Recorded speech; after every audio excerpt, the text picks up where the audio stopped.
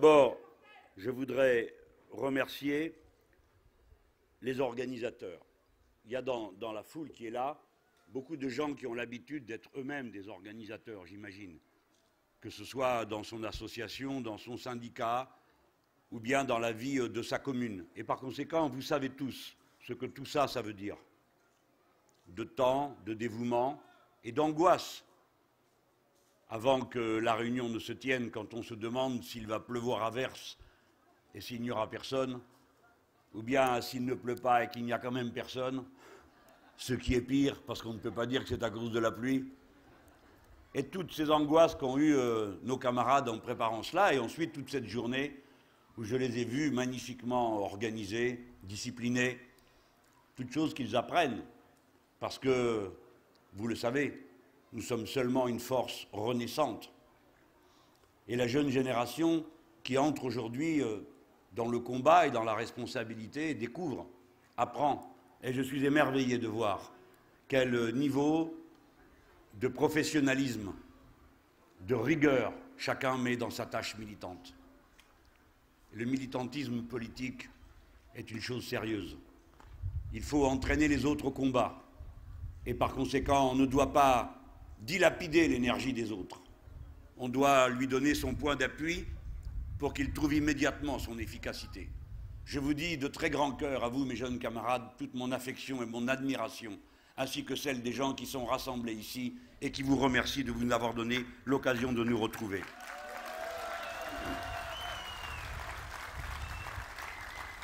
En plus, il y avait intérêt que ça marche. C'est la première fête du front de gauche dans tout le pays. Il n'y en a jamais eu d'autre nulle part.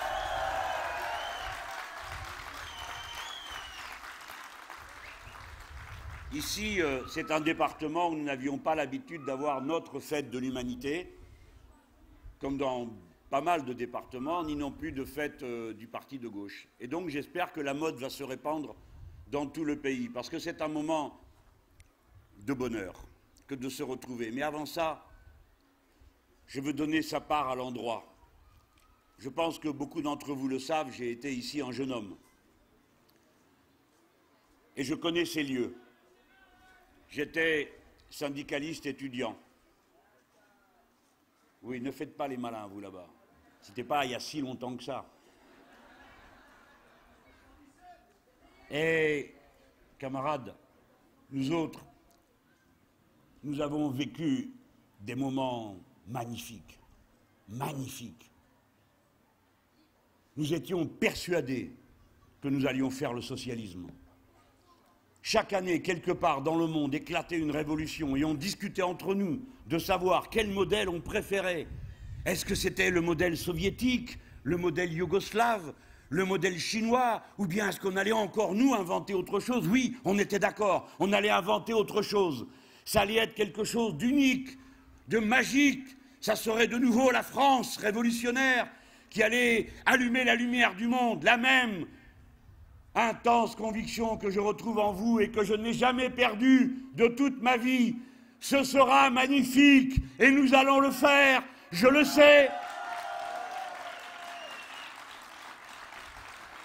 Alors on venait à la Rodia Seta. C'était la Rodia. Moi, j'étais enfant, mais laisse tomber l'année. Ça devait être 60... je vais te dire, le souvenir que j'ai, non, le vrai souvenir que j'ai, c'est 73, je vais vous dire pourquoi. Moi, j'étais enfant d'une famille, comme beaucoup d'entre vous, où j'étais la première génération qui entrait à l'université. Personne dans ma famille avant moi n'avait eu le bac. Et mes parents étaient des fonctionnaires qui s'étaient hissés à la force du poignet aux premières places de leur métier. Et donc, étudiant, je sentais encore ma classe. Et donc, c'était un grand souci de dire, nous voulons joindre la classe ouvrière, que nous mythifions. Cette classe ouvrière, c'était les travailleurs de la Rodia. C'était un mythe, la Rodia. La Rodia portait en elle la synthèse des cultures, car tout est culture dans l'humanité. La culture, des cultures de la classe ouvrière et du monde ouvrier de l'époque. Tout est culture.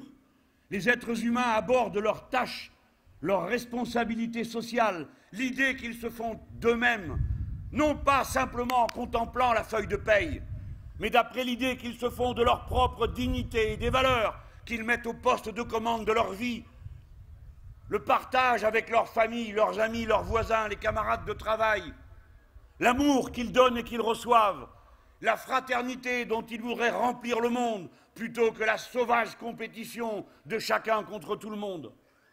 Et ces valeurs-là, à ce moment-là, c'était la classe ouvrière qui les portait le plus fort et le plus haut, avec discipline et esprit.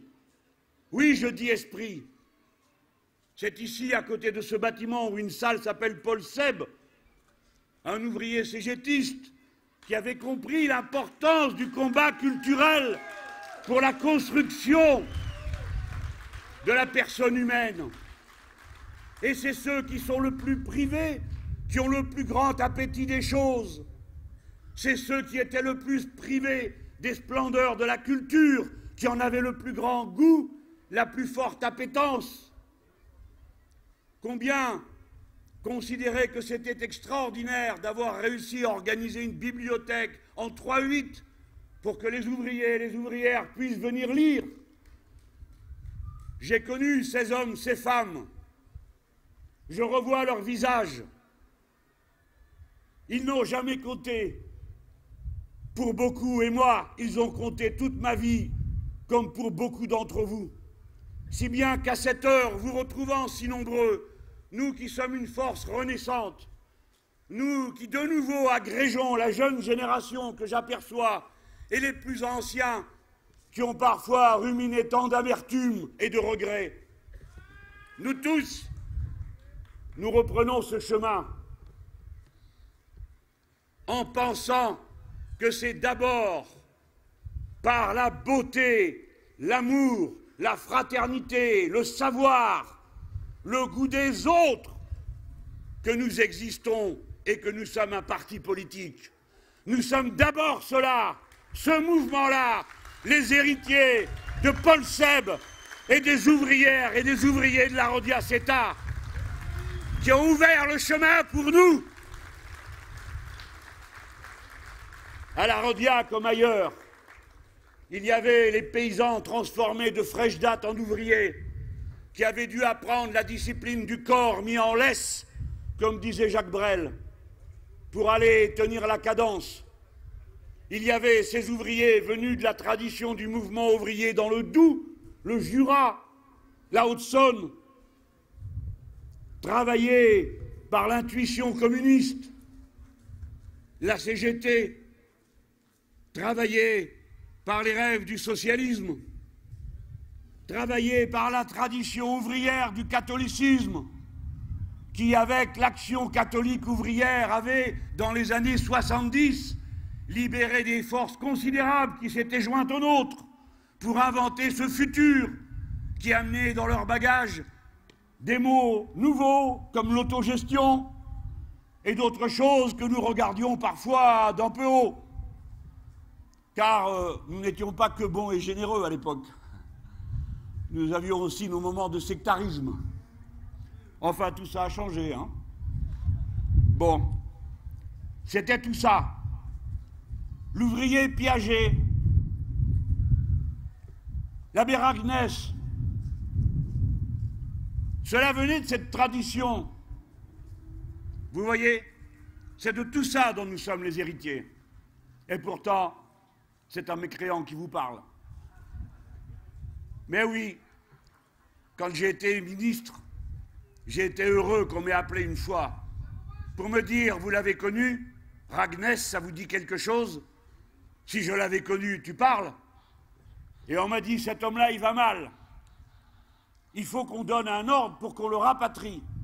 Sinon, il restera là où il est. Et où est-il? Dans la jungle, en Amazonie, brésilienne.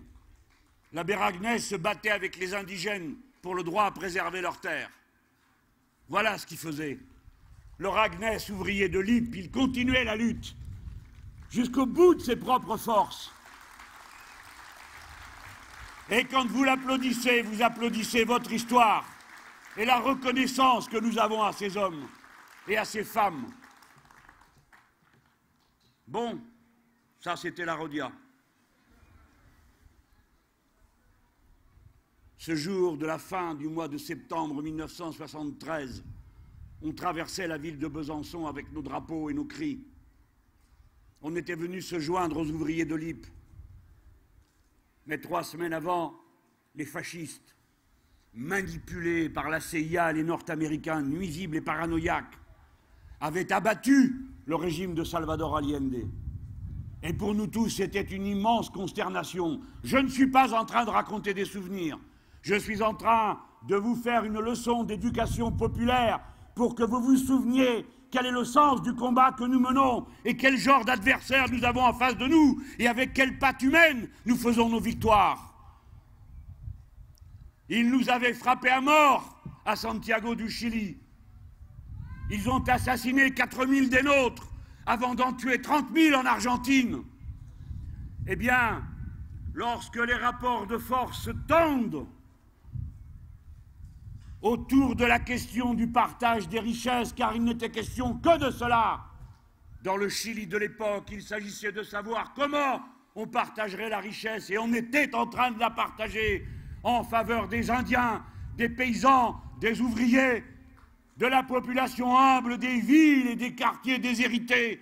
C'est alors qu'ils nous ont frappés, parce qu'ils nous sentaient forts, parce que les travailleurs, les salariés, les paysans que je viens de nommer, s'auto-organisaient pour prendre le commandement de la société tout entière. Un rêve qui encore il y a peu paraissait fou, mais qui j'espère maintenant que vous vous voyez rassemblés, vous vous souvenez qu'il est à portée de notre main, de nouveau.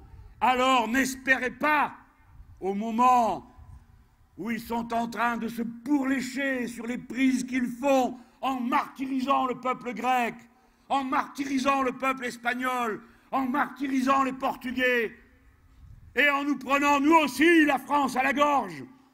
Ne vous attendez pas à ce qu'ils vous cèdent simplement parce que vous les aurez regardés dans les yeux. Ils ne vous céderont que parce que vous serez la force déterminée, éduquée, mobilisée, donnant le fond d'elle-même pour atteindre ses objectifs. Et dans ce moment, c'est comme ça que vous devez comprendre le moment de l'histoire que nous sommes en train de vivre. C'est parce qu'ils ont commencé ce coup d'État financier en Europe, c'est-à-dire sur le fruit le plus juteux du monde, là où se trouve le quart de la production de la richesse du monde, là où se trouve la première masse monétaire du monde, qui est l'Union européenne, là où se trouve le premier vendeur, le premier acquéreur. Les voici qui nous sont tombés, parasites absurdes, sur nous. C'est dans ce moment qu'ici, là, à tâtons, nous sommes en train de reconstituer nos forces. Nous avons reconstitué nos forces en Grèce, autour de Syriza, et nous serons peut-être au pouvoir aux prochaines élections en Grèce. Nous reconstituons nos forces en Espagne, autour d'Izquierda Unida, qui est revenue elle aussi des catacombes, et qui, des 2% où elle était, est parvenue aujourd'hui dans les enquêtes à 15, comme nous y sommes nous-mêmes. Alors, eux pour qui même un gouvernement social-démocrate, c'est déjà trop, même un gouvernement qui leur lèche les pompes, même un gouvernement qui leur donne raison avant qu'ils aient parlé, même un gouvernement qui signe tout ce qu'on lui donne à signer, c'est trop. Alors, vous les voyez ressortir. Et sous prétexte d'opposition au mariage pour tous, dont au fond, ils n'ont rien à faire, sous prétexte d'opposition au mariage pour tous, ressortent la vieille bannière qui, depuis la grande et glorieuse révolution de 1789, est toujours opposée à la nôtre. Nous sommes ceux qui disons que les êtres humains naissent et demeurent libres et égaux en droit.